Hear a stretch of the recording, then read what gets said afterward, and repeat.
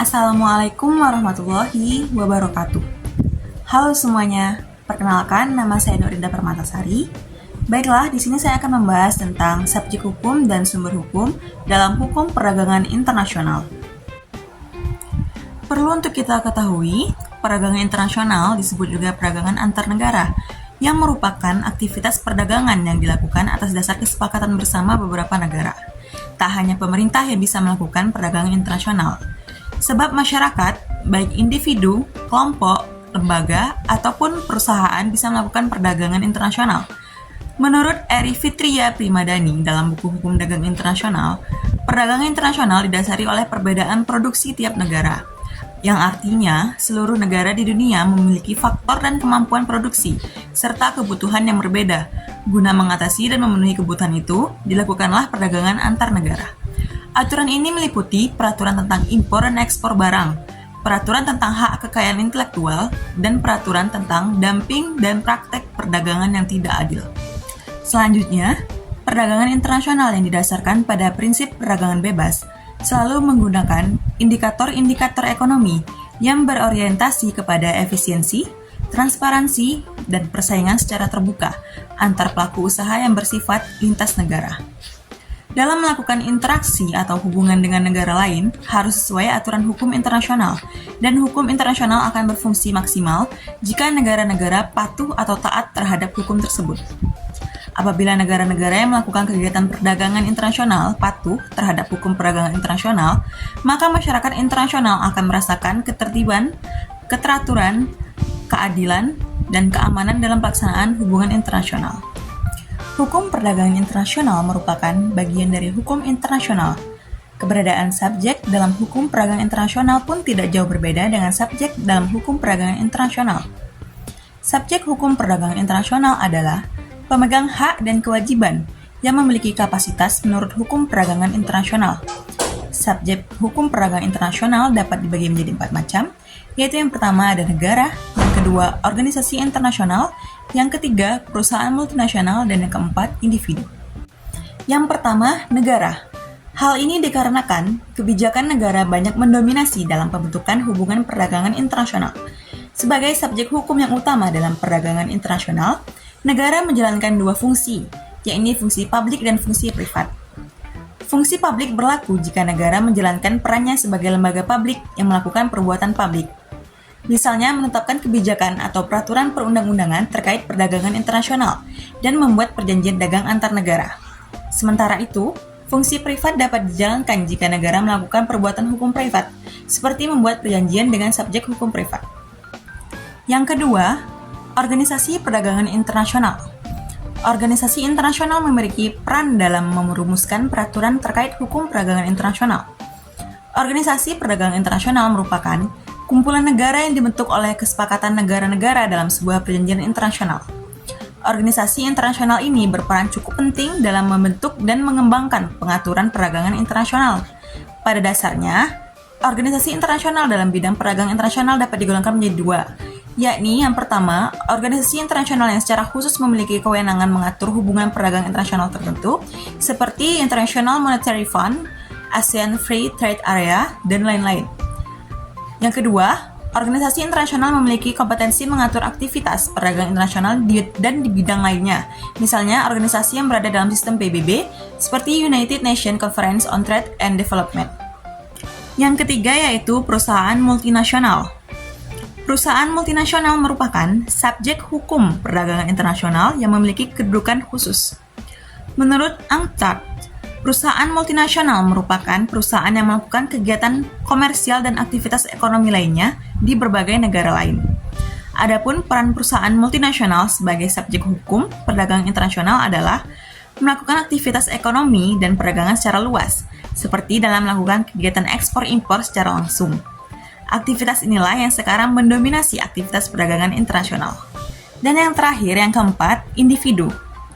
Peran individu dalam perdagangan internasional saat ini mengalami perkembangan yang sangat pesat. Dulu, perdagangan internasional hanya dapat dilakukan oleh negara atau perusahaan multinasional.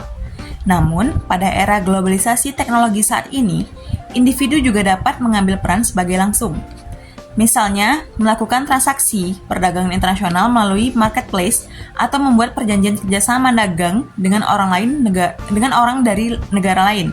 Walaupun begitu, individu sebagai subjek hukum perdagangan internasional memiliki keterbatasan dalam melakukan aktivitas perdagangan internasional. Dalam setiap aktivitas transaksi perdagangan, individu harus berdasarkan pada prosedur hukum dan aturan yang ditentukan negara maupun organisasi internasional. Selanjutnya, kita masuk ke dalam sumber hukum perdagangan internasional. Yang pertama ada perjanjian internasional atau International Convention. Perjanjian internasional merupakan salah satu sumber hukum yang terpenting. Secara umum, perjanjian internasional terbagi dalam 3 bentuk, yaitu yang pertama, perjanjian multilateral, yang kedua, regional, dan yang ketiga, bilateral. Dalam beberapa literatur, perjanjian internasional dapat dipersepsikan sebagai International Convention. Sujono Dirjo-Sisworo dalam bukunya menyebutkan, International Convention adalah kesepakatan-kesepakatan internasional yang telah, sedang, atau akan diratifikasi oleh banyak negara di dunia. Konvensi-konvensi internasional yang khusus mengatur mengenai perdagangan internasional di antaranya adalah United Nations Convention on Contract for the International Sale of Goods atau Convention on the Limitation Period in the International Sale of Goods. Yang kedua yaitu hukum kebiasaan internasional atau kebiasaan dalam perdagangan internasional. Dalam ilmu hukum diajarkan bahwa kebiasaan dapat merupakan salah satu sumber hukum. Demikian juga dengan kebiasaan dalam bisnis atau dagang. Sehingga apa yang namanya trade usage atau custom telah merupakan sumber hukum dagang dan merupakan salah satu pedoman dalam menginterpretasikan kontrak bisnis termasuk hukum dagang internasional. Sebagai suatu sumber hukum, kebiasaan perdagangan merupakan sumber hukum yang dianggap sebagai sumber hukum yang pertama-tama lahir dalam hukum perdagangan internasional. Dari awal perkembangannya yang disebut dengan hukum perdagangan internasional, justru lahir dari adanya praktik-praktik para pedagang yang dilakukan berulang-ulang sedemikian rupa, sehingga kebiasaan yang berulang-ulang tersebut dengan waktu yang relatif lama menjadi mengikat. Dalam studi hukum perdagangan internasional, sumber hukum ini disebut juga sebagai lex mercatoria atau hukum para pedagang. Istilah ini logis karena memang para pedaganglah yang mula-mula menciptakan aturan hukum yang berlaku bagi mereka. Contohnya, yang mula-mula para pedagang lakukan adalah barter dan counter trade. Suatu kebiasaan tidak selamanya menjadi mengikat dan karenanya menjadi hukum. Suatu praktek kebiasaan untuk menjadi mengikat harus memenuhi syarat-syarat berikut, yaitu yang pertama, suatu praktik yang berulang-ulang dilakukan dan diikuti oleh lebih dari 2 pihak. Yang kedua, praktik ini diterima sebagai mengikat. Yang ketiga yaitu prinsip-prinsip hukum umum. Sumber hukum ini akan mulai berfungsi ketika hukum perjanjian internasional dan hukum kebiasaan internasional tidak memberi jawaban atau suatu persoalan. Oleh karena itu, prinsip-prinsip hukum umum ini dipandang sebagai sumber hukum penting dalam upaya mengembangkan hukum, termasuk barang tertentu hukum perdagangan internasional. Beberapa contoh dari prinsip-prinsip hukum umum ini antara lain adalah prinsip etikat baik, prinsip pacta sunt servanda, dan prinsip ganti rugi. Ketiga prinsip ini terdapat dan diakui dalam hampir semua sistem hukum di dunia, dan terdapat pula dalam hukum perdagangan internasional. Yang keempat ada jurisprudensi atau putusan-putusan badan pengadilan. Sumber hukum ini tampaknya memiliki fungsi dan peran pelengkap seperti halnya prinsip-prinsip hukum umum. Sumber hukum ini akan memainkan perannya apabila sumber-sumber hukum terdahulu tidak memberi kepastian atau jawaban atas suatu persoalan hukum di bidang perdagangan internasional. Dalam bidang hukum perdagangan internasional, maka peranan jurisprudensi sebagai sumber hukum kurang begitu terasa berhubung banyak kasus yang tidak sampai diputus oleh pengadilan atau diputus oleh badan non-pengadilan, seperti arbitrase misalnya. Keputusan seperti itu tidak terbuka untuk publik, sehingga tidak diketahui oleh orang, karenanya tidak digunakan sebagai sumber hukum jurisprudensi. Selanjutnya yang kelima ada kontrak. Di beberapa literatur dijelaskan, bahwa yang merupakan dasar dan sumber hukum utama bagi suatu kontrak, termasuk kontrak tentang jual beli internasional adalah kontrak provisions, yakni apa-apa yang telah diatur dalam kontrak tersebut oleh kedua belah pihak. Hukum memandang kontrak sebagai your own business, artinya terserah pada para pihak mau mengatur bisnisnya secara bagaimana dalam kontrak tersebut. Pemberian keleluasan kepada para pihak ini kemudian dikenal dengan sebutan freedom of contract, di mana asas freedom of contract ini juga diberlakukan oleh hukum Indonesia yang tercantum dalam Kitab Undang-Undang Hukum Perdata, Buku 3, dan Kitab Undang-Undang Hukum Dagang.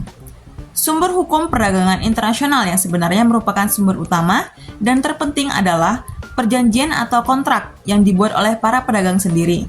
Seperti kita dapat pahami, kontrak tersebut adalah undang-undang bagi para pihak yang membuatnya. Dan sumber hukum perdagangan internasional yang terakhir ada hukum nasional atau ketentuan-ketentuan yang diundangkan oleh negara tertentu. Peran hukum nasional ini antara lain akan mulai lahir ketika timbul sengketa sebagai pelaksanaan dari kontrak. Peran signifikan dari hukum nasional lahir dari adanya yurisdiksi atau kewenangan negara. Kewenangan ini sifatnya mutlak dan eksklusif.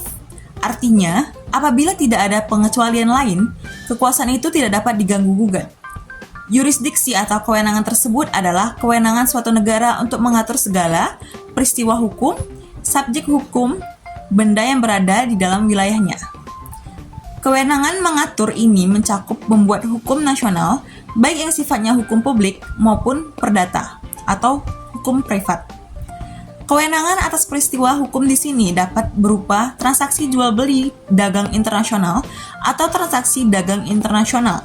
Dalam hal ini, hukum nasional yang dibuat suatu negara dapat mencakup hukum perpajakan, kepabeanan, ketenagakerjaan, persaingan sehat, perlindungan konsumen, kesehatan, perlindungan hak kekayaan intelektual, hingga perizinan ekspor-impor suatu produk.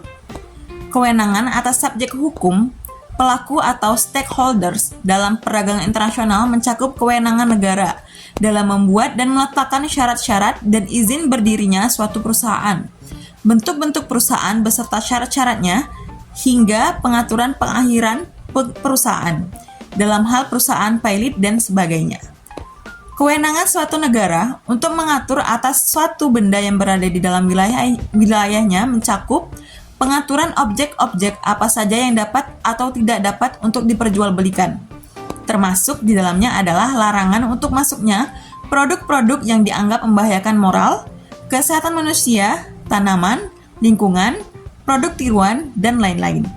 Baiklah, di samping yang telah disebutkan dan dijelaskan di atas, beberapa literatur menyebutkan doktrin dan kaidah hukum perdata internasional sebagai sumber hukum perdagangan internasional. Doktrin ini penting ketika sumber-sumber hukum sebelumnya ternyata juga tidak jelas atau tidak mengatur sama sekali mengenai suatu hal di bidang perdagangan internasional. Doktrin dapat pula digunakan untuk menemukan hukum.